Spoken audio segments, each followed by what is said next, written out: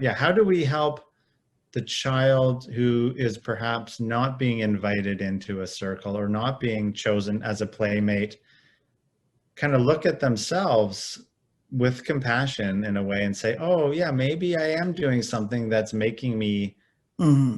not a desirable Hmm. For sure. playmate? Yeah, totally.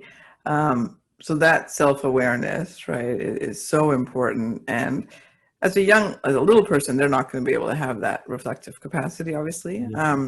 But what we as parents can do, rather than get defensive for this kid, that we could probably see where it's coming across this way. We don't Yeah. want to deny and go, "Oh, you're fine. You don't need them." That's what a lot of parents do, right? It just gets to Mhm. this, place where forget them.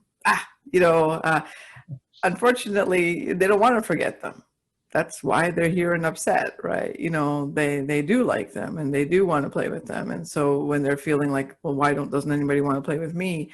Um, we do have to kind of look and say, like, yeah, what could be happening? And so what I usually do is I sort of very gently say, is it possible, that this is happening when you do this, like when X is happening, is it possible that they don't like that, or that feels like it's too much, or it feels like it's too little, right? Like depending on the child again, right?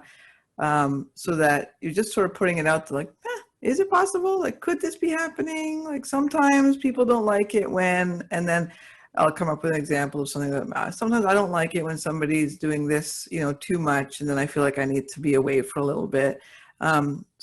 So you're just kind of normalizing it too, that there's tons of people like this, right?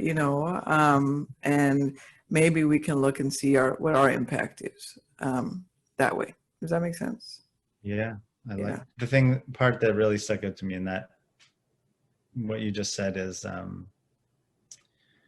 the curiosity or is it possible that, or, Hmm. maybe this, or can we consider that, or like I do, and that is such Yeah. a, it really is it's that more open, spacious kind of place for, oh, I don't know, yeah, curiosity to turn into awareness, I guess. Exactly. Yeah. Exactly.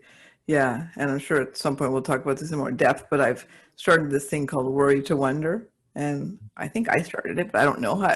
Yeah, but basically I've asked people to shift from when they're saying, I'm worried about this, I'm worried about that. I'm like, Mhm. can you just say instead, I wonder about this and I wonder about that? Because to me, the energetic response is fear to curiosity, right? And that immediately opens me up to looking around, going, I wonder what's going to happen, versus, oh my God, I'm so worried about what's going to happen, right?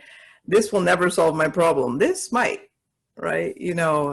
So it's sort of speaking to that as well, in terms of just helping children stay in a wonder state, which they naturally are. Mhm. We shift them to worry, and so we have to be conscious of ourselves and staying in that wonder language, so that they pick that up from us, right? Does that make sense? Yeah. Beautiful. Okay, cool.